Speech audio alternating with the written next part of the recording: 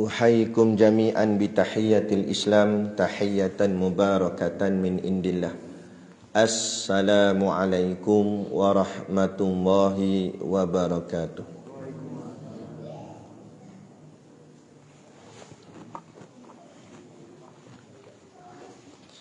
Ila hadrati sayyidina wa habibina wa syafi'ina Muhammadin sallallahu alaihi wasallam wa ila arwahi abaihi wa ikhwanihi minal anbiya'i wal mursalin salawatullahi wa salamuhu alaihi wa alaihim ajma'in wa ala ali kulli wa sahabati wal qarabati wat tabi'in wa tabi'it tabi'in bi ihsanin ila yaumiddin wa ila arwahi walidina wa muallimina wa dhawil huquqi alaina ajma'in wa khususan ila hadrati al-alim al-alamah al-syaikh Abu Abdullah Husain Nasir bin Muhammad Taib al-Mas'udi al-Banjari syai'un lillahi lahumul fatihah.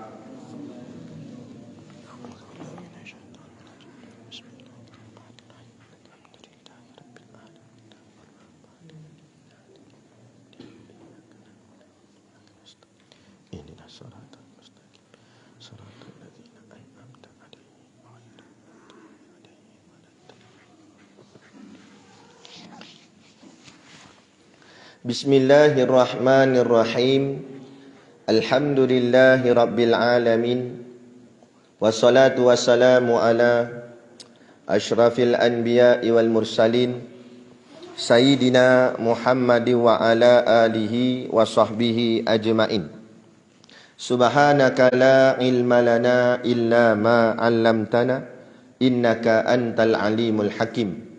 Rabbi shrah li sadri wa yassir li amri wahlul 'uqdatam min lisani yafqahu qawli. Wala haula wala quwwata illa billahil aliyyil azim. Amma ba'.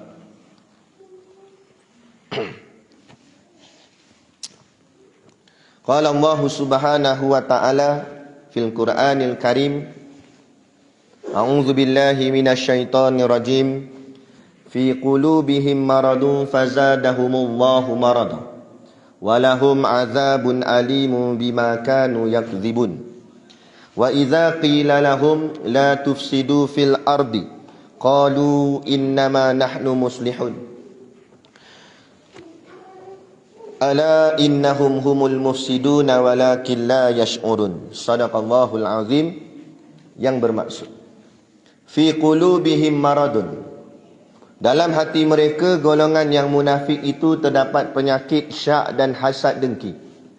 Fazadahumullahu marada, maka Allah tambahkan lagi penyakit itu kepada mereka. Walahum azabun alim. Walahum azabun alimun bima kanu yakzibun. Dan mereka pula akan beroleh azab seksa yang tidak terperi sakitnya dengan sebab mereka berdusta dan mendustakan kebenaran. Wa idza qila lahum, dan apabila dikatakan kepada mereka, la tufsiduna fil ardi, janganlah kamu membuat bencana dan kerosakan di muka bumi.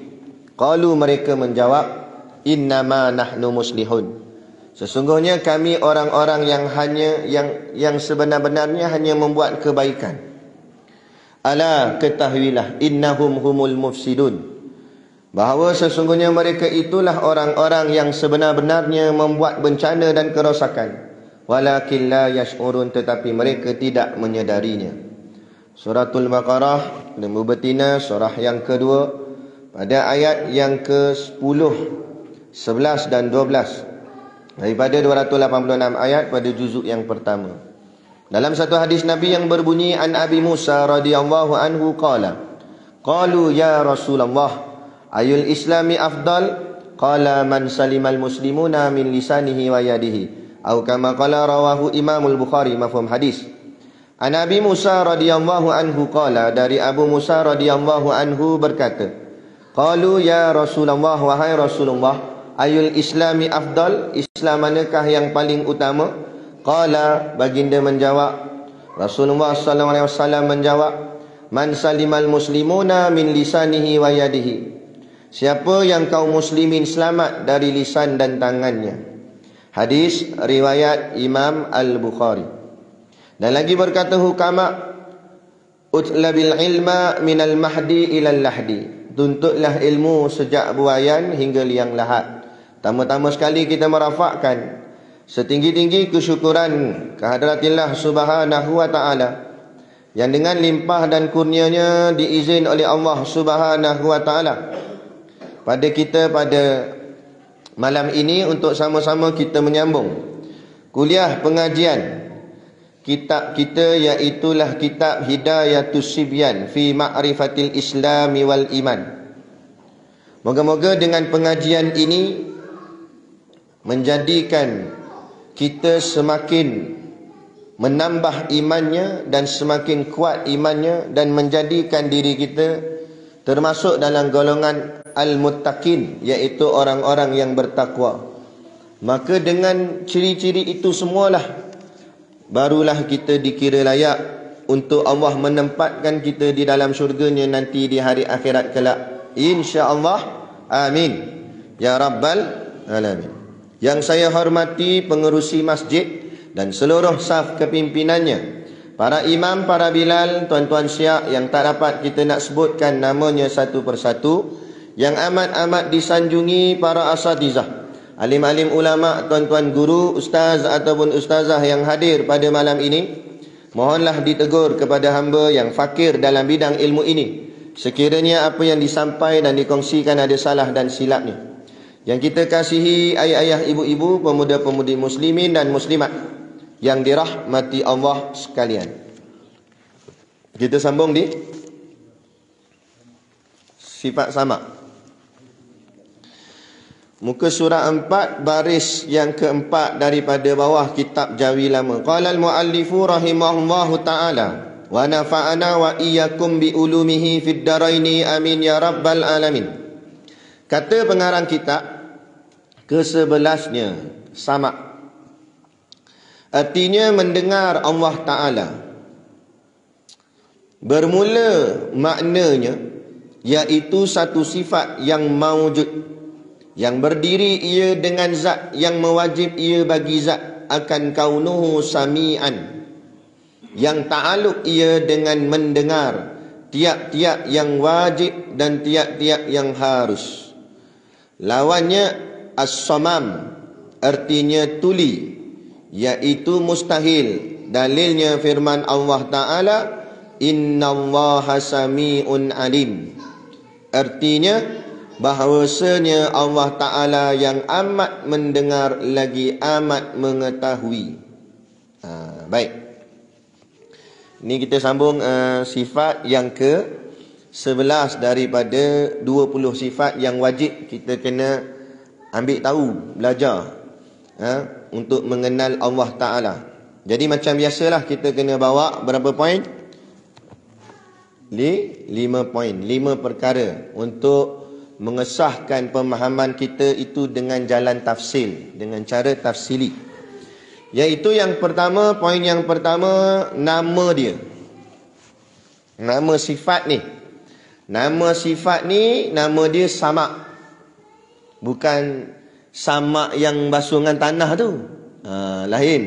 Lagi diingat sama. Ni sama dengan ain. Sama. Sin, mim, ain. Nama dia sama. Yang kedua, ertinya. Erti ni maknanya terjemahan. Sebab sama tu bahasa Arab. Jadi kita tak faham. Benda apa? Benda sama. Jadi kena terjemahlah dalam bahasa kita, bahasa Melayu. Artinya mendengar. Mendengar siapa? Mendengar akan Allah Ta'ala itu. Maknanya Allah Ta'ala itu bersifat dengan sifat mendengar. Itu maksud dia. Baik. Di sama tu sifat bagi Allah Ta'ala lah. Kemudian pergi poin yang ketiga. Poin yang ketiga ni makna dia. Makna ni maknanya huraian kepada mendengar tadi. Sebab kalau kita hanya belajar sama itu artinya mendengar, sampai situ je kita belajar, tak selesai.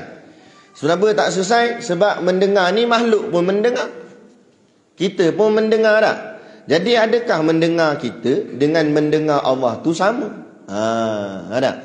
Jadi untuk nak memastikan mana bezanya, khususnya pada Allah Ta'ala tu, ada kena pergi kepada bahagian maknanya. Maka kata musannif, bermula maknanya nya situ balik pada mendengar atau sama itu. Makna bermula makna sama, yakni mendengar itu, iaitu satu sifat yang maujud. Okey, pertama sekali kita nak kena faham, sifat ni sifat yang maujud. Nanti cuba buat kajian semula. Nak buat telaah semula pengajian kita ni kan. Kalau buatlah. Kalau tak buat cuba cek balik yang lepas-lepas kita mengaji kan, sifat wujud, sifat kidam, baqa' dan sebagainya. Cuba tengok Tok Syekh ni, dia tak tulis pun kata sifat yang maujud, dia tak tulis gitu pada sifat-sifat yang lain. Kerana apa? Apa beza dia? Kerana sifat yang lain tu dia bukan sebenar-benar sifat yang maujud, bukan yang ada sungguh. Dia semua ni nanti daripada kita belajar 20 sifat ni, lepas ni kita akan belajar dia punya pengkelasan pula. Pengkelasan dia kepada 4 kumpulan. Dia ada namanya nafsiyah, salbiyah, ma'ani, ma'nawiyah. Tapi kita belum masuk lagi bab tu. Mungkin entah berapa bulan lagi, tak tahu. Lambat lagi lah kot nak masuk ke bab tu. Cumanya saya cerita sikit bahawa sifat sama ni dia masuk dalam kumpulan ma'ani, kerana kategori ma'ani ni maksudnya sifat yang maujud. Sifat tu ada sungguh pada Allah. Kalau istilah ulama sebut, maujud fi zihin wa maujud fi kharij, nama dia. Maksudnya ada sungguh pada pemikiran kita dan ada sungguh pada zahir penglihatan kita. Maknanya kita boleh melihat akan sifat samanya Allah Ta'ala tu, dengan syarat, dengan izin Allah. Dengan izin Allah. Nanti di hari akhirat lah boleh nampak sungguh sifat sama tu ada pada Allah Ta'ala, sungguh nampak, boleh lihat dengan mata kepala. Dan sekarang ni kita tak nampak lagi, tapi boleh lihat dengan pemikiran kita, yakni dengan mata hati. Mata hati kita boleh nampak akan sifatnya samanya Allah Ta'ala itu. Macam tu. Itu sebab dia kata satu sifat yang maujud, maknanya ada sungguh. Contoh sifat yang tak ada, dia tak ada, dia cuma masuk dalam kategori keadaan ataupun pengkhabaran sahaja. Macam kita mengaji sebelum ni, sifat kidam, baqa', mukhalafatuhu lil hawadis, qiyamu bi nafsihi dan wahdaniyah. Dia semua sekali tu ada 5. 5 sifat ni dia tak masuk dalam sifat ma'ani, dia tak masuk dalam sifat yang maujud. Dia sebenarnya tak ada, dia masuk dalam sifat, nama kumpulan dia tu sifat adami. Adami ni maksudnya tak ada. Sifat tu sebenarnya tak ada dah tu. Apa yang ada tulis je tu? Tulis tu sebagai nak khabar saja, nak bagi tahu. Nak bagi tahu. Yang contoh macam signboard. Signboard bawah ni kan, dia tulis masjid di atas. Nah, walaupun dia tulis perkataan MASJID, masjid. Adakah masjid kat situ? Tak, masjid sini. Tapi signboard tu nak bagi tahu masjid tu kat atas ni. Naik terus. Macam tu. Dia suruh naik lah. Tak adalah bunyi kan. Dia bagi tahu situ. Maknanya pengkhabaran. Sama juga bila sebut kidam. Kidam tu bukan ada sungguh pada Allah Ta'ala. Tapi kidam tu nak khabar, nak bagi tahu bahawa Allah itu tak ada permulaan. Itu maksud dia. Jadi sebab tu sifat yang 5 ni, dia tak masuk dalam kategori sifat ma'ani. Dia masuk dalam kategori sifat salbiyah atau juga khabariyah. Itu nanti kita akan belajar lebih lanjut. Cuma saya nak tekankan kenapa Tok Syekh sebut situ sifat yang maujud. Tu saya nak maksudkan tu. Kenapa pengarang kitab kita kata maknanya iaitu satu sifat yang maujud. Kenapa yang itu? Kenapa ditulis macam tu? Kita ni belajar lepas ni tak ulang dah ni. Ustaz lain ulang, mungkin kebetulan kitab lain, tapi mungkin kebetulan isi sama, mungkinlah ada pengulangan. Tapi yang kita baca ni kita tak ulang dah. Jadi bila tak ulang dah, biar sekali pergi sekali faham. Sebab tak ulang dah ni kan, tak ulang. Kalau takdir kata khatam pun kitab ni, mungkin kita kalau ambil lagi lah kalau dah tak minat, tak suka, nak buat macam mana. Nah, tapi kalau ambil lagi, mungkin kita pakai kitab lain pula. Jadi tak ulang dah. Jadi bila belajar ni, biar walaupun sekali jalannya, tapi sekali jalan tu biar faham betul. Walaupun sekali jalan biar faham betul, sebelum jalan terus. Jalan terus dah tak ada apa dah kan. Ada. Baik. Jadi kalau tak faham tanya. Jadi setiap yang kita lalu ni saya akan sebut apa sebab Tok Syekh kata gini, kata gini, kata gini. Jadi dia kata bermula makna iaitu satu sifat yang mawujud. Makna satu sifat yang mawujud ni nak maksudkan sifat sama ni adalah sifat yang ada sungguh. Mawujud fi zihin wa mawujud fi kharij. Ada pada zihin dan ada pada kharij. Zihin tu maksudnya pemikiran kita, kharij tu maknanya luaran, boleh nampak. Tu maksud mawujud tu, maksudnya ada sungguh pada Allah Ta'ala. Gitu. Yang berdiri ia, sifat tu berdiri ia dengan zat. Maksudnya sifat itu berdiri pada zat Allah Ta'ala. Maknanya dia duduk pada zat Allah. Itu maksud yang berdiri ia dengan zat. Ada sungguh pada Allah Ta'ala, diri dengan zat Allah.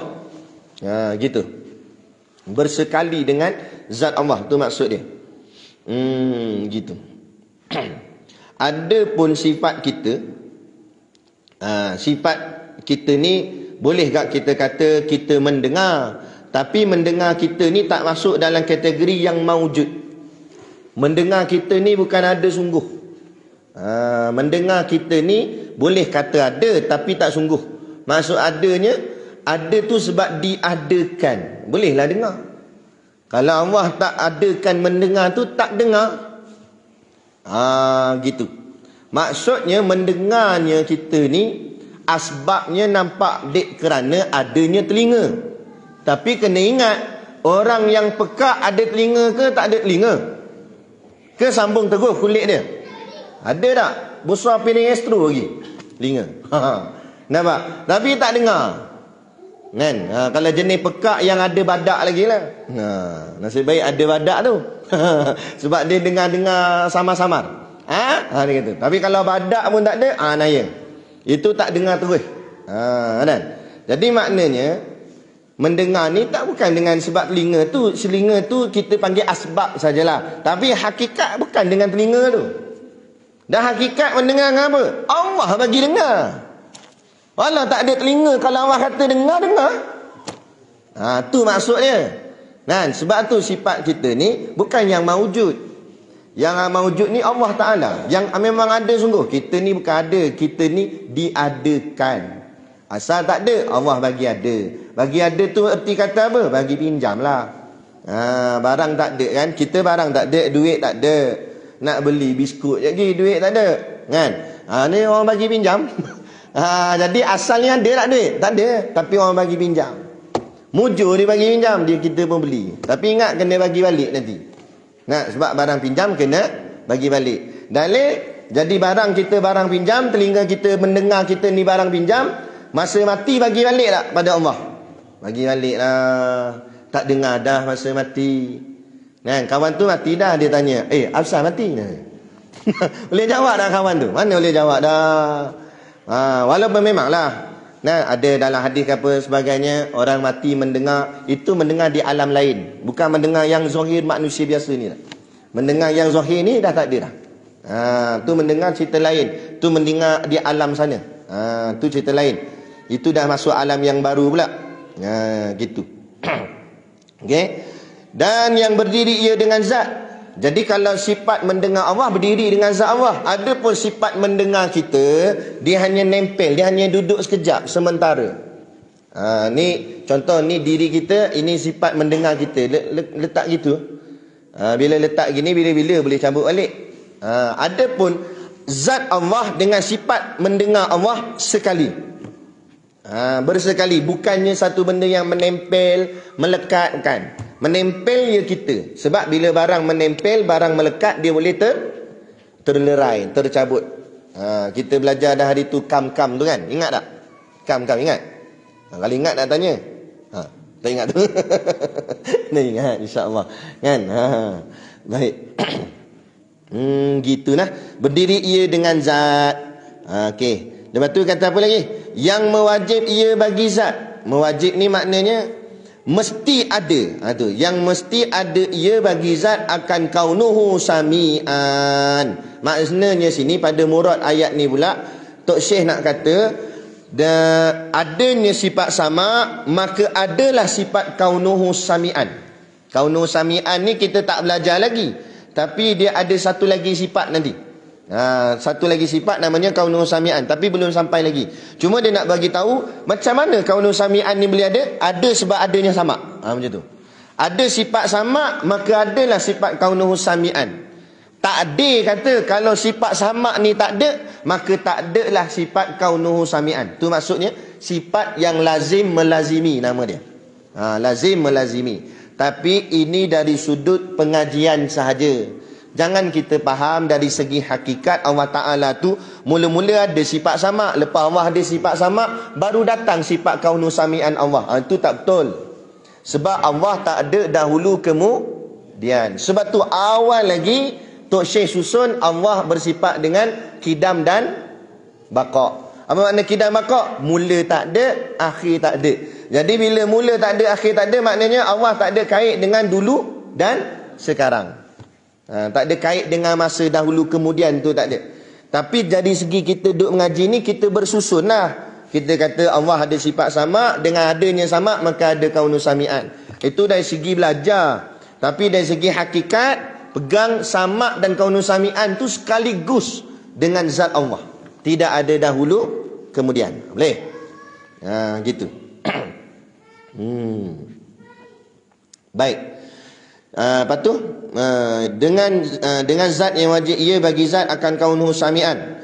Yang ta'aluk ia dengan mendengar tiap-tiap yang wajib dan tiap-tiap yang harus. Maksudnya mendengarnya Allah Ta'ala ini tertakluk kepada yang wajib dan yang harus. Wajib tu maksudnya barang yang mesti ada. Dan yang harus ialah barang yang mungkin ada, mungkin tak ada. Boleh? Boleh? Siapa suruh kata boleh? Saya nak tanya, kenapa dia tak sebut mustahil? Kenapa dia sebut dua je? Mendengar yang wajib dan yang harus. Biasanya kalau kita belajar mesti ada tiga. Wajib, mustahil, harus. Ni dia kata mendengar yang wajib dan yang harus. Mustahil?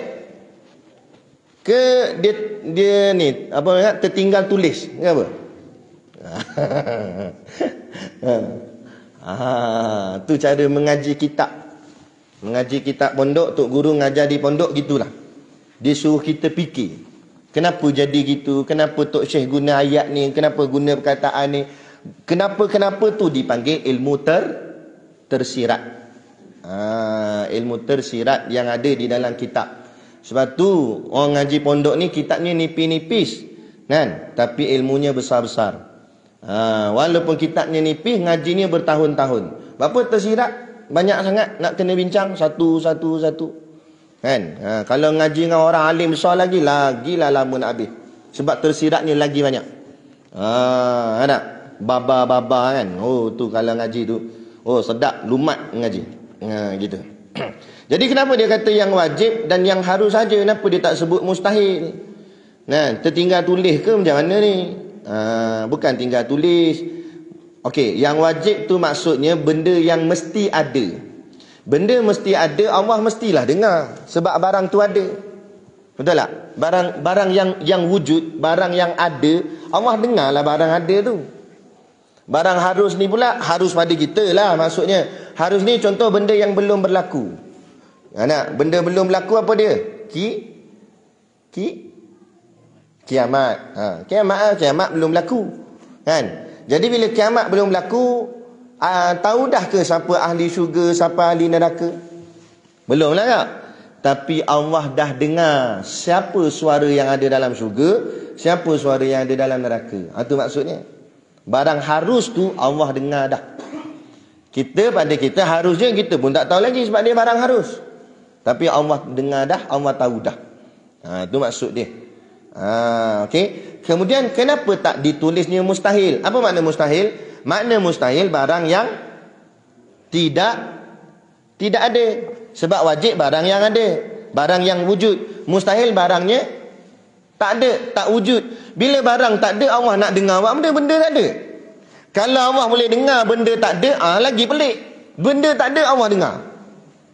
Makna Allah tak tahu ke benda tu tak ada? Macam tu. Dah barang tak ada dah, mana dah dengar? Gitu. Boleh faham tak ni? Macam pelik-pelik gitu Boleh faham tak? Benda tak ada, manalah dengar, kan? Benda yang dengar ni benda ada dengan benda harus. Sebab tu ditulis ini, mendengar takluknya Allah Ta'ala itu mendengar tiap-tiap yang wajib dan tiap-tiap yang harus. Gitu maksud dia. Okey, baik. Kemudian sedikit tambahan. Lagi takluknya sifat sama ni, mendengar Allah Ta'ala ni, ta'aluk dia tu dipanggil ta'aluk inkishaf. Ta'aluk inkishaf. Alif nun kaf shin alif fa, inkishaf. Ta'aluknya, ta'aluk namanya inkishaf. Apa maksud inkishaf? Maksud inkishaf terang, jelas dan nyata. Itu perkataan yang tok guru saya guna di pondok, gitulah. Saya ikut sebiji. Dia kata makna inkishaf ialah terang, jelas dan nyata. Dalam erti kata lain, nak bagi kita mudah faham, maksudnya mendengarnya Allah Ta'ala itu terang, jelas dan nyata. Dalam erti kata lain, tidak dihalangi, tidak didindingi. Tidak terhalang pendengaran Allah dengan apa jua pun. Mana tak ada siapa boleh sekat mendengar Allah Ta'ala tu. Soroklah kok mana pun, Allah tetap mendengar. Maksudnya macam tu. Malah mendengarnya Allah Ta'ala bukan dengan mendengarnya bunyi suara. Allah mendengar yang ada suara dan yang tak ada suara. Yang ada bunyi, yang tak ada bunyi, pun tetap Allah mendengar. Contoh, barang yang tak ada suara, tak ada bunyi, tapi Allah dengar. Benda apa? Contoh. Cuba. Asyik saya je jawab. Suara hati. Bagus. Suara hati tu ada tak suaranya? Suaranya tu ada tapi tak dengar. Tak ada bunyi. Tapi ada kita bisik dalam hati. Kan? Kita bisik dalam hati. Ustaz ni nak ngajar-ngajar dah, banyak nak tanya. Contoh. Contoh Allah dengar tu, walaupun saya tak dengar. Tapi Allah dengar. Kan? Allah dengar. Tu. Sebab yang inilah kita ngaji ni baru tauhid, baru dipanggil kalam tauhid lah. Baru ngaji sifat 20 ni, baru pakai kitabnya, kitab kecil, kitab tauhid. Tapi kalau kita mengaji lebih lagi, kita akan ngaji sampai ke peringkat ilmu tasawuf. Tasawuf ni dipecah dua. Satu namanya tasawuf tauhid, satu lagi tasawuf fiqh. Sebab tasawuf ni fungsi dia mentahqiqkan usul, mengheningkan fiqh. Tu dia punya fungsi. Jadi dalam ilmu tasawuf dia ada tauhid dan dia juga ada fiqh. Dalam tasawuf tauhid nanti dia akan tekan lagi pemahaman kita tentang sifat-sifat Allah ni, sifat 20 ni. Macam sekarang ni kita ngaji setakat sama tu je. Tapi bila sampai ke peringkat tasawuf, dia tekan hati kita macam mana? Dia kata, kalau benar kamu yakin dan beriman Allah tu maha mendengar, kenapa masih lagi kamu berkata yang bukan-bukan di dalam hatimu? Maksudnya macam tu. Dia sampai sentuh masalah hati kita, Allah. Kadang-kadang kita ni cakap dalam hati. Sebab tu ahli sufi, wali-wali Allah, benda dalam hati pun dia takut sangat dah. Tak payah kata benda zahir, benda dalam hati takut dah. Walaupun di segi hukum fiqhnya, kita dihukumkan benda yang zahir, benda dalam tak dihukum. Kan? Walaupun hati ni niat nak curi selipar orang, tapi Allah tak hukumkan lagi dosa. Bila berdosa? Bila dia ambil betul selipar tu, curi, barulah dikira berdosa. Itu pula kalau tiba-tiba dia baru jalan 4 langkah, Allah tadi belajar dah, Allah tahu apa kita buat, silap lah. Dia pun letak balik, dia pun taubat, Allah ampun balik dosa dia. Nah, nak ceritanya, buat tu baru jadi, buat tu baru hukum, kan? Tapi kata ahli sufi, walaupun kamu buat baru Allah hukum, tapi tak ke kamu rasa malu kepada Allah bila niat hatimu nak buat maksiat? Walaupun maksiat tu belum buat, tapi sudah terlintas hati, Allah dengar dah. Kamu nak ambil sipa orang, kamu nak ambil tanah orang, kamu nak buat apa pun, kan? Benda-benda yang salah, benda yang dosa, kan? Kita baru terlintas hati, terlintas hati pun Allah sudah dengar, walaupun belum dihukum. Gitu. Tak payah kata Allah lah. Cuba bayangkan kalau ada di kalangan kawan kita ni, dia boleh dengar hati kita cakap apa. Rasa macam mana? Itu yang kadang-kadang kita takut nak berjumpa dengan wali-wali Allah, kan? Kadang kita datang, dia tengok muka, dia tahu dah kita nak cakap apa. Dia tahu dah dalam hati kita tengah-tengah fikir apa. Tu kan? Tu kadang saya sekali dulu tu, masa tu saya duduk mengaji di pondok, duit saya habis. Ngaji pondok dalam setahun macam tu, duit tu habis. Duit simpanan dalam bank. Yalah, sebelum tu saya simpanlah duit. Kan? Cadangnya simpan duit tu untuk nak menikah, nak kahwin. Tapi nak nikah macam mana, awet pun lari. Sebab ngaji pondok kan, orang lari lah. Kalau jadi engineer boleh tahan kira, ni mengaji pondok, lari lah awet pun. Jadi adalah simpanan sikit masa zaman kerja dulu, itulah duit nak pakai duduk di pondok. Dah duduk di pondok, bukan duit masuk, duit lagi keluar dia lah. Kita nak makan apa semua kan. Beli kitab lah apa semua. Lama-lama duit tu walaupun mungkin banyak, tapi lama-lama tetap akan habis satu hari nanti. Habislah duit. Bila dah habis, terlintahlah dalam hati ni fikir, mungkin sampai sini je kot perjalanan aku duk ngaji pondok ni. Kan? Sebab nak minta mak ayah segan lah, kita tua dah, kan? Jadi ambil keputusan nak balik-balik Kuala Lumpur, balik-balik Shah Alam.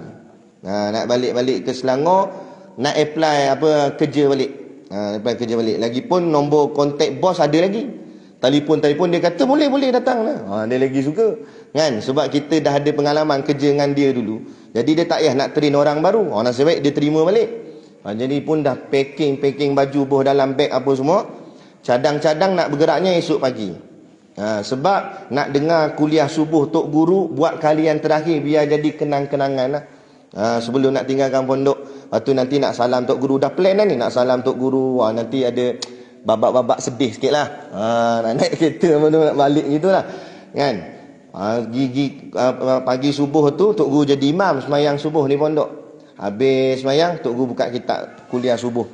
Duduklah dengar, macam biasalah duduk dengar. Tiba-tiba dalam duduk dengar tu, tiba Tok Guru bantai. Dia kata, kita ni elok-elok dah duduk di tempat orang soleh, tempat orang baik-baik, tempat ngaji, tempat beramal. Sini kita boleh istiqamah beramal. Kalau kat luar belum tentu boleh beramal. Sini masjid dengan pondok dekat je, boleh pergi tiap-tiap kali semayang jemaah 5 waktu. Kalau kat luar belum tentu boleh istiqamah 5 waktu. Kalau kita lebih pentingkan dunia, nak cari duit punya pasal, bodoh. Dia tu bodoh tu kan. Tok Guru tahu ke apa aku fikir malam tadi? Sudah. Sungguh. Masuk kuliah duha, bantai lagi bab rezeki. Tak yakin lagi rezeki Allah. Mau buat kerja agama dah, tak yakin lagi rezeki Allah. Kena lagi stepek 2 kali dah. Kuliah zuhur kena lagi, kan? Lah kali tak balik, ambil baju letak balik dalam rak. kata main dengan alim ulama ni, wali-wali Allah ni, jangan, kan? Kadang dia tahu, kan? Kita tak semayang subuh pun dia tahu. Jangan, kan? Dia tengok muka subuh dah lagi. Salah kitab dia tahu. Ini kan pula tak bawa kitab lagi ya? Salah kitab pun dia tahu. Kawan tu bawa kitab lain. Diingatkan jadual yang itu, dia lupa. Sebab kadang jadual ni bertukar. Hari ni kitab lain, esok kitab lain. Dia macam tu. Jadi dia tersilap jadual. Dia bawa kitab lain. Tapi dah duduk dah depan Tok Guru. Tok Guru pula dah buka kitab. Selalu bila Tok Guru dah buka kitab, kami takut nak bangun. Adab kan? Kan? Melainkan betul-betul emergency tu, bangun lah. Kan?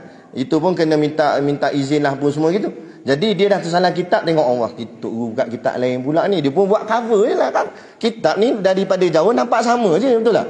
Dia pun buat cover, buat macam tulis, macam berlakon sungguh lah. Tapi dia kata, entah buat kitab benda. Kau perlu tahu, entah buat kitab benda. Pergi balik, pergi ambil kitab. La ilaha illallah. Dia kata jangan. Itu sebab apa? Sebab inilah dia. Allah bagi pinjam. Inilah kehebatan itu dipanggilkan karamah. Kan, karamah para wali ni kemuliaan yang Allah berikan. Karamah ni asal perkataan karam ataupun kiram, artinya mulia. Karamah kemuliaan, sebabkan dia ni hubungannya rapat dengan Allah Taala. Jadi sampai kekasih Allah. Makna wali tu kekasihnya Allah. Jadi kasih Allah bagilah hadiah-hadiah, pemberian, kemuliaan sehingga kan dia boleh, kadang-kadang tu dia bukanlah boleh dengar semua orang, tapi atas izin Allah. Bukanlah boleh sekati nak dengar, bukan, atas izin Allah. Kan? Kadang-kadang Allah nak tolong sesuatu, Allah bagikan dia kelebihan tertentu untuk menolong agama Allah, bukan untuk nak buat main. Kan untuk nak buat main. Gitu. Nah, itu cerita dia. Jadi benda tu kan Allah boleh buat. Jadi inilah sifat yang wajib bagi Allah. Jadi tak semestinya dengan ada suara boleh dengar. Kadang tak ada suara pun boleh dengar. Lagi-lagilah Allah Ta'ala yang maha kuasa. Kan? Allah boleh dengar apa saja. Jadi kita tak boleh lah orang cakap apa nak cover. Lepas tu saya terfikir kita nak jumpa Tok Wali pun takut. Saya takut. Punyalah takut nak jumpa Pak Sumit. Sampai Pak Sumit meninggal saya tak dapat jumpa. Tak takut tu. Kan? Sebab kita ni, kita tahu diri kita ni bukan baik sangat. Orang lain pandang macam baik, tapi kita tahu apa kita buat. Kan? Jadi kita takut kak. Kan? Jadi nak ceritanya, dengan manusia yang kadang-kadang Allah berikan kehebatan pada dia boleh dengar ataupun boleh baca benda yang tersembunyi pada kita, ini kan pula Tuhan. Nak jumpa orang macam ni pun kita takut. Lagi kan dia tahu apa aku buat, lagi dia cerita pula, mampu malu aku. Nah, itu baru orang. Tu baru orang. Orang ni macam mana pun dia tetap orang. Dia tetap makhluk. Maknanya dia terhad. Dia bukan semua benda boleh. Dia tetap terhad. Tapi bayangkan Allah Ta'ala. Nanti di Yaumul Mahsyar, di padang mahsyar, kita akan dihadapkan di hadapan Allah. Kita bersemuka dengan Allah dan Allah tahu segala-galanya tentang kita. Kalau Allah buka, Allah habis kita, habis.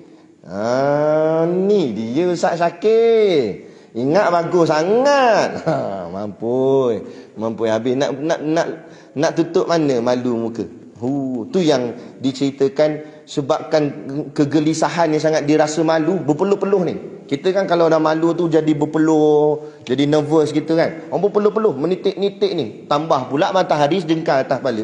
Malu tu menitik-nitik sampaikan peluh tu ada yang takat hidung, ada yang tenggelam, ada yang lemas dengan peluhnya sendiri. Dahlah baunya busuk. Kan? Gitu.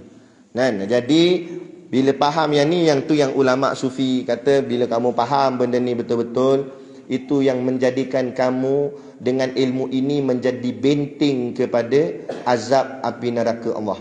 Itulah fungsi ilmu. Itulah fungsi mengaji. Kita mengaji bukan sekadar nak menghabiskan waktu maghrib, lepas tu masuk isyak mayang. Bukan macam tu. Tapi fungsi kita mengaji gini ya. Bila kita faham, bila kita nak buat maksiat, kita akan fikir, memang kalau buat orang lain tak tahu, aku seorang je tahu. Tapi Allah tahu. Kan? Dan kalau Allah buka balik aib ni nanti di hari akhirat sana, mampu aku. Tak payah kata akhirat, kalau dunia Allah nak buka pun Allah buka dah. Allah buka dah. Lepas tu ulama kata, kalau Allah sembunyikan aib kita, jangan lagi kita buka aib kita. Kadang-kadang kalau kita pergi buka aib kita, takut-takut Allah dah tak nak lindung dah aib tu. Maka aib tu kita akan terbuka dan terus terbuka. Bertambah aib, bertambah aib, bertambah aib. Ada. Lepas tu kalau Allah dah tutup aib kita, cerita lama kita tak usah cerita kat orang. Ni kadang-kadang, minta maaf cakap, ada jenis otai-otai masih berbisa ni. Tengok dia sembang. Nah, nampak pak cik macam ni menggeletar dah ni. Ni 70. Hang tahu tak masa 17? Pak cik lempang orang sampai putus kepala. Ada nak cerita dia punya gangster dulu. Takkan bangga kot lempang orang. Kenapa nak dihabak gitu? Bangga ke? Sonok ke buat benda jahat? Buat benda maksiat, benda dosa? Tu maksiat lah tu, benda dosa. Pukul orang. Jadi tak usah sebab dia nak tunjuk yang konon-konon dia tu otai jugalah, kuat lah dulu. Tak hang lah. Tapi tak payah pergi buka aib. Allah dah tutup dah kan. Allah dah tutup aib. Kita dah pergi masjid, boleh semayang, beramal ibadat. Orang pun pandang kita baik je. Orang tak tahu dulu kita macam mana. Jadi biarlah itu jadi rahsia kita dengan Tuhan kita. Allah dah tolong tutup aib kita. Kita pergi buka, cari pasal lah. Kan? Gitu. Akan kaunu sami'an semua dah. Betul apa? Kemudian kita tengok ada tambahan lagi tak dekat dalam syarah-syarah dia. Apa lagi?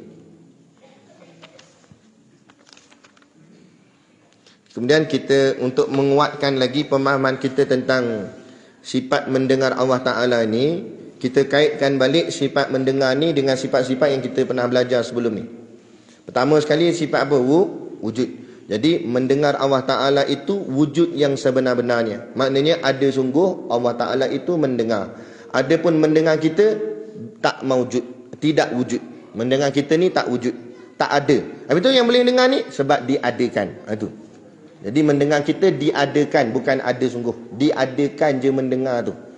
Muju Allah ada kan. Kalau Allah tak ada kan, tak ada lah. Kan? Jadi syukurlah nasib baik Allah pilih kat kita bahagian mendengar. Kan? Berapa ramai orang tak boleh mendengar. Gitu. Yang kedua, kidam. Mendengar Allah Ta'ala itu bersifat dengan sifat kidam. Maknanya mendengar Allah Ta'ala tak ada permulaan. Mendengar kita ada permulaan. Maksud ada permulaan, asalnya kita tak dengar, lepas tu baru dengar. Itu kita. Ada pun Allah Ta'ala tak adalah asal tak dengar, lepas tu baru dengar. Tak ada. Allah mendengar bila-bila pun Allah mendengar. Tak ada permulaan mendengar Allah Ta'ala tu. Mendengar kita ada permulaan. Walaupun kita lahir dah wek keluar daripada perut mak kita, adakah waktu tu kita sudah mendengar? Tak dengar lagi walaupun dah ada telinga. Allah belum bagi lagi istilah dalam kitab, setengah kitab tauhid yang lain dia kata kuah. Bukan kuah lauk tu, kuah tu makna kekuatan. Allah belum pinjamkan ataupun berikan sifat kekuatan mendengar tu pada telinga kita. Walaupun dari segi zahirnya telinga tu sudah ada masa kita lahir, tapi tak dengar lagi. Belum lagi mendengar. Jadi mendengar kita ni ada permulaannya. Dan lagi mendengar Allah Ta'ala itu bersifat dengan sifat bakok. Bakok makna apa? Kekal. Allah dengar ni kekal sampai bila-bila. Ada pun mendengar kita tidak kekal. Mendengar kita satu hari nanti akan berhenti mendengar. Bila mati? Kadang-kadang tak dan mati pun boleh buat. Allah boleh buat. Hilang dah mendengar tu. Tak dengar dah. Ada. Tu tak kekal mendengar kita. Yang keempat seterusnya mukhalafatuhu lil hawadis. Apa maksud mukhalafah? Tak sama dengan makhluk. Jadi mendengar Allah tak sama dengan mendengar makhluk. Tak? Sebab ada orang katakan kita belajar Allah tak sama dengan makhluk. Tapi kenapa Allah tu dikira mendengar? Makhluk pun mendengar juga. Memanglah dari sudut perkataan mendengar tu nampak sama. Allah mendengar, kita pun mendengar. Tapi soalannya, adakah mendengar Allah sama dengan mendengar makhluk? Gitu. Sudah tentu tidak sama. Sebab mendengar makhluk memerlukan apa? Kita mendengar ni perlukan apa? Perlukan gelombang. Kita belajar sains dulu tak ingat? Tak belajar saya belajar Quran je. Bagus. Kan? Kan kita belajar dulu kena ada gelombang. Barulah gelombang susuk masuk dalam telinga kita. Lepas tu kan dalam telinga ni ada apa? Gegendang telinga. Dung. Dia pun ambil maklumat gelombang tu pun dia transfer ke otak, otak pun tafsir. Oh, ustaz kuliah. Tapi prosesnya laju lah, tak adalah bela sampai 2 hari. 2 hari, oh ustaz kuliah. Oh ustaz kuliah. Ada lah hang gitu, rem pakai rem apa tu. Kan? Nah, ni lajulah Allah buat canggih. Zup, duk dengar. Terus dia transfer otak orang. Oh ni berceramah kuliah. Gitu. Nah, jadi mendengar kita masih lagi ada bentuk kelemahan. Kelemahan apa? Kerana memerlukan gelombang. Tak ada gelombang kita tak boleh dengar. Macam melihat lah. Kita melihat kena ada cahaya. Tak ada cahaya tak boleh melihat. Gitu. Tapi Allah mendengar tak pakai gelombang, tak pakai bunyi, tak pakai suara, semua tak pakai. Kita mendengar kena ada bunyi, kena ada suara, kena ada gelombang, macam-macam lah. Panjang cerita. Baik, itu mukhalafah. Kemudian yang kelima, qiyamuhu binafsihi, berdiri dengan sendirinya. Maksud mendengar Allah Ta'ala itu berdiri dengan sendirinya. Mendengar Allah Ta'ala tidak memerlukan alat untuk mendengar. Mendengar kita ni, mendengar tu sifat mendengar. Tapi alat mendengar mana? Telinga. Jadi mendengar kita memerlukan alat mendengar. Mana alat mendengar? Telinga ni. Kadang-kadang ada dah telinga, tapi perlukan juga alat mendengar. Campur satu lagi. Ada zatnya. Tidak memerlukan alat mendengar, tak memerlukan telinga, tak memerlukan apa. Tak pakai gitu. Gitu. Dan lagi sifat mendengar Allah Ta'ala itu berbentuk wahdaniyah. Itu maksudnya. Apa makna wahdaniyah? Esa, tidak berbilang-bilang. Mendengar kita berbilang-bilang tak? Mendengar kita ni berbilang-bilang tak? Asyik tanya je Ustaz ni. Mendengar kita berbilang-bilang. Sebab dengar kita ada kanan, ada kiri. Kan dua tu. Mendengar kita satu belah sini mendengar, sebelah sini pun satu lagi mendengar. Allah mendengar tak berbilang-bilang. Esa, satu saja. Oh, sian Allah satu je sikit. Tidak.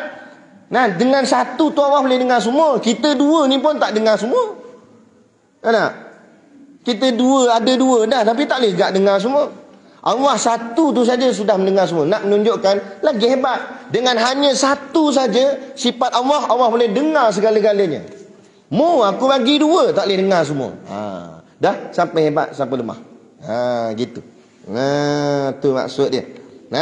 Jadi semuanya Allah tu bagi kita faham, nampak bahawa itulah sifat mendengar samaknya Allah Ta'ala. Jadi kita mengaji ni bukan ngaji-ngaji sifat sama, artinya mendengar, maknanya Allah itu mendengar segala-galanya. Okey, khatam, habis. Bukan gitu. Kita biar jelas dan faham betul-betul. Bagaimana yang dikatakan sifat Allah, yang dikatakan Allah itu maha mendengar. Okey. Baik. Seterusnya lawannya lawan dululah, betul baru dalil kan. Lawannya, poin yang keempat, iaitu lawannya as-samamu. As-samam ataupun as-samamu pun boleh juga. Apa tu makna samam ni? Artinya tuli. Tuli maknanya apa? Pekak. Iaitu mustahil. Apa mustahil? Maknanya tak mungkin. Bukan mungkin dah ni. Kalau mungkin ni barang boleh harus lagi. Ini takkan. Macam tu. Takkan Allah Ta'ala itu tuli. Takkan Allah Ta'ala itu pekak. Gitu. Jadi mustahil. Mustahil ni takkan. Kita tolak. Mustahil Allah itu tuli. Mustahil Allah itu pekak. Macam peristiwa baginda Nabi SAW. Mula-mula Nabi masuk umurnya 40. Kan Nabi beruzlah, berta'abud, beribadat dekat dalam gua Hira selama beberapa hari. Nabi duduk sorang-sorang situ. Sehinggalah datanglah malaikat Jibril. Peristiwa Iqra' tu. Iqra' 3 kali tu, lepas tu Iqra' bismi rabbikal ladzi khalaq sampai ayat 5. Habis tu Nabi pun ketakutan sebab tak pernah berlaku macam tu kat Nabi. Nabi ni kena faham dalam sirah ni, sebelum Nabi dilantik jadi Nabi, Nabi pun tak tahu dia tu Nabi. Dia pun tak tahu bahawa dia akan dilantik jadi Nabi. Tapi dalam ilmu Allah, Allah tahu dah itulah Nabi yang akan aku lantik, yakni Muhammad bin Abdullah. Sampailah Nabi umur 40, bila wahyu pertama datang, malaikat Jibril datang kat Nabi, barulah. Itu pun sebenarnya masa tu Nabi tak tahu lagi juga. Nabi pun ketakutan sebab benda pelik kan berlaku. Satu makhluk yang tak pernah kita tengok tiba-tiba datang kat kita suruh baca. Nabi balik dalam ketakutan. Nabi sampai ke rumah, Masa tu Nabi sudah menikah dengan Sayyidatuna Khadijah. Sampai-sampai ke rumah Nabi kata, zammiluni, zammiluni. Selimuti aku, selimuti aku. Itu yang turun ayat, ya ayyuhal muddathir, wahai orang yang berselimut, kum fa'anzir, bangun. Kan? Tu. Nah, jadi cerita ni Nabi pun takut. Kemudian apa namanya, Nabi dibawa jumpa dengan Waraqah bin Naufal. Waraqah bin Naufal ni ahli kitab. Dia baca kitab Taurat, dia baca kitab Injil. Sehingga kan dalam riwayat kata dia boleh menulis kitab ni. Maknanya dia hafal semua ayat dalam kitab yang original, bukan yang sekarang nama Bible ni, bukan. Ni yang original punya. Nabi Musa dengan Nabi Isa punya. Jadi dia ni maknanya dia alim sungguh. Jadi bila diceritakan apa yang terjadi kat Nabi, diceritakan pada dia, Nabi kata Waraqah bin Naufal, hadzan namus. Ini adalah namus. Namus ni nama lain bagi malaikat Jibril. Malaikat Jibril namanya banyak. Jadi katanya Waraqah bin Naufal, peristiwa ini pernah berlaku kepada Nabi Allah Musa. Ini bermakna engkau bakal diangkat menjadi Nabi Allah. Gitu. Masa tu barulah dia tahu. Baru tahu bahawa Allah angkat jadi Nabi. Kemudian lepas tu Nabi pun berdoa pada Allah. Berdoa pada Allah. Depan apa nama, Kaabah apa semua. Doa. Tapi tak ada apa-apa jadi. Waktu tu lepas wahyu pertama turun, selang tu agak lama juga, berbulan juga, wahyu tak turun-turun. Wahyu yang seterusnya tak turun-turun, agak lama juga. Waktu ni kata ulama. Jadi bila lama tu Nabi berdoa tapi tak dibalas, wahyu tak turun, orang kafir jahiliah kata ke Nabi, Tuhanmu tak dengar doamu. Tuhanmu tak dengar doamu. Jadi ada kepercayaan bahawa Tuhan tu tak mendengar. Jadi inilah sebab kita akidah ahli sunnah wal jamaah pegang Allah maha mendengar. Jadi apa saja kita cakap, Allah sentiasa dengar. Tak ada masa, tak ada ketika pun Allah tak dengar. Kalau kita je. Ada. Kalau kita je, kadang-kadang kalau kan kita cakap telefon, siap kepik begini sambil buat kerja, kan? Kawan tu cakap. Hang dengar dah ni? Jangan, aku kalut ni, aku kalut. Dan tadi dia sembang tak dengar. Badan sepit sini lah ni, sepit gini. Kan main sepit, tapi tak dengar tak? Kan? Kadang kita tanya pendapat kan. Apa hang cerita dulu, aku cerita. Pom. Kawan tu menung kan. Dengar. Ingatkan khusyuk dia dengar. Lah kali kita pun tanya, dah apa pendapat hang? Pendapat apa? Saya nak baling dengan kursi-kursi. Dan tadi aku cerita, hang tak dengar ke? Tak lah, aku tengah fikir, kenapa lah nama aku tak naik dapat bantuan? Patutlah. Duit bantuan tak masuk. Tu dengar orang cakap pun tak dengar. Tu bahagian kita. Padahal telinga macam piring astro besar. Tak dengar juga. Tu bahagian kita. Jadi jangan kita faham Tuhan macam kita. Kita doa-doa, Allah tengah galik ke makhluk lain. Makhluk kat Amerika, Allah tengah dengar doa dia. Kita doa, Allah ni dengar tak ni? Bukan. Jangan faham gitu. Ribuan, jutaan, seluruh manusia berdoa atas muka bumi. Semua Allah dengar. Kita ni lemahnya mendengar kita. Kena cakap seorang-seorang. Jadi YB, ramailah orang datang. YB ni bumbung bocor lah. Habis, bumbung bocor jumpa YB. Minyak motor tak ada, jumpa YB. Jadi semua menungok. YB boleh dengar semua. Kata YB kata, sabar. Seorang-seorang cakap. Nampak? Lemah tak? Patut dia dengar semua. Okey, saya buat semua. Tak ada. Dah kena seorang-seorang cakap. Itu seorang-seorang cakap pun kadang tak buat lagi. Mungkin dia lupa ke apa dah. Kan? Tu nak cerita lemahnya kita yang bernama manusia ni. Adapun Allah lah, bayanglah sekejap lagi kita semayang syak ni. Tu imam doa, kita amin, pakai amin. Dah masjid ni saja ke semayang? Dah masjid bawah tu, surau, dah atas kamera ni je semayang. Dah belah bawah ni Perak, Taiping, Ipoh, dah Malaysia je. Dekat apa nama Amerika, Jepun, Hong Kong, Saudi, Arab Saudi lagi ramai orang doa dekat Mekah. Kan? Semua tu Allah dengar. Dalil Allah dengar, apa kita minta pada Allah bagi kat kita. Tu hebatnya Allah. Kan? Tu. Dan jadi kita biar kita nampak Allah lemahnya aku. Bila kita nampak lemahnya kita, baru nampak hebatnya Tuhan. Lagi mana nampak kita hebat dah, nampaklah Tuhan tu hebat. Dia rasa dia hebat dah. Gitu. Jadi mustahil Tuhan itu tuli. Habis kenapa saya minta tapi tak dapat? Awak minta benda Ferrari. Minta. Kerja malas Ferrari ke benda. Kadang-kadang Allah tak dengar, Allah dengar. Tapi permintaan itu boleh menyebabkan kamu mudarat. Allah tak bagi. Sebab apa? Sebab Allah sayang. Macam kita sebagai anak minta sesuatu pada mak kita. Kadang-kadang mak kita bagi apa kita minta. Kadang-kadang mak kita wakda ataupun ayah kita. Ayah lagi keras. Mak kadang dia dengar juga. Yelah nantilah mak kata gitu. Kau kurang jawab gitu. Kalau ayah lagi keras dia. Kita cakap-cakap dia tak tahu je. Kadang-kadang kenapa dia tak bagi tu ada, dia tak mendengar, dia dengar. Habis kenapa dia tak bagi? Sebab kadang benda tu mendatangkan mudarat bagi kita, sebab dia sayangkan kita, dia tak nak bagi. Itu baru kasih seorang ayah, seorang mak kepada anak. Apatah lagi kasihnya Tuhan kepada hamba-Nya. Kita ni boleh-boleh jadilah, moga-moga jadi hamba Allah yang Allah sayang, yang Allah kasih kat kita. Tiba-tiba kita minta satu benda Allah tak bagi, itu tanda terlebih kasih lagi Allah kat kita. Kerana Allah tahu benda tu tak baik untuk kita. Sebabkan Allah sayang kita lah Allah tak bagi. Kadang-kadang kita minta, ya Allah kayakan aku, tak kaya-kaya. Sebab apa? Boleh jadi kaya tu akan mudaratkan kita. Sebab apa? Baru boleh pakai, wira sombong dah. Tu baru wira dah kalau emas. Tu kadang-kadang Allah buat gitu. Jadi Allah sayangkan kita. Jadi kita kena ada rasa syukur. Jadi sebenarnya kata ulama, minta tak dapat pun satu nikmat daripada minta dapat. Minta tak dapat pun satu nikmat. Kok mana tadi? Kalau dia faham, dia faham.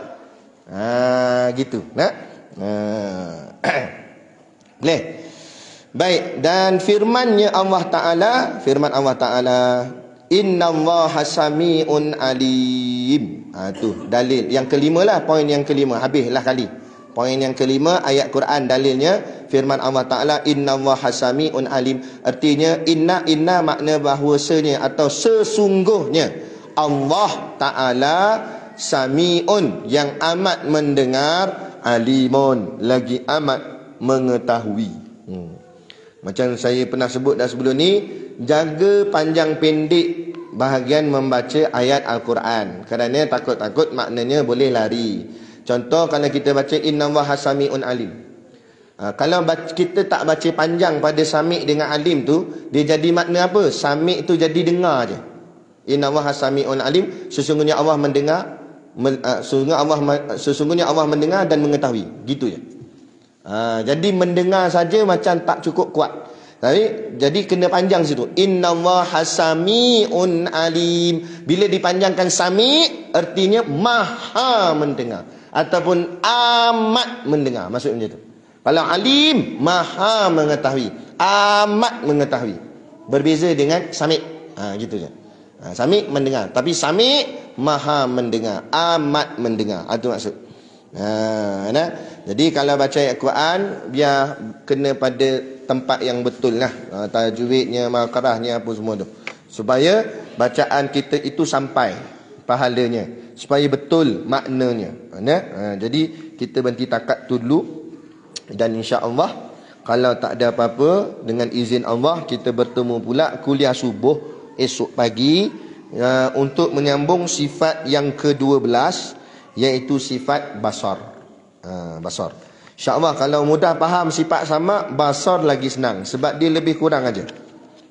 Okey. Jadi cukup sekadar tu dulu pada malam ini yang dapat kita kongsi dan sampaikan. Moga-moga memberi manfaat kepada kita bersama, insya-Allah. Dan sedikit pengumuman, kalau ada di kalangan adik-beradik keluarga kita atau saudara mara ataupun siapa-siapalah, sahabat handai kita dan sebagainya, yang berlaku kematian, kemudian masa hayatnya belum sempat mengerjakan haji, insya-Allah saya dan beberapa sahabat saya, ada tim saya yang ada di sana juga di Mekah, untuk haji tahun ni kita boleh membantu untuk menyelesaikan badal haji dia. dengan kosnya 3,500. Itu dah termasuk charge kita nak bagikan dia bilik hotel apa semua lah, untuk perjalanan dia apa semua, dan upah dia. Upah ni biarlah setimpal, sebab kerja haji ni bukan kerja relax-relax, bukan kerja macam pergi shopping kan. Kerjanya penat, nak kena berjalan, nak bermalam pula, makan hari makan masa kan, nak lontar jamrah lagi kan. Takut-takut lontar, orang lontar ke dia kan. Jadi biarlah dia punya upah tu biar setimpal. Jadi sebab tu kita letakkan harga begitulah. Dan yang buat ni pun bukan orang lain, kadang-kadang student-student kita, orang kita ke, orang Melayu Malaysia ni yang ada mengaji kat sana. Jadi kita bagi kat dia lah bagai-bagai, sambil-sambil dia buatkan haji untuk kita ni, kita bagi samping-samping duit poket dia.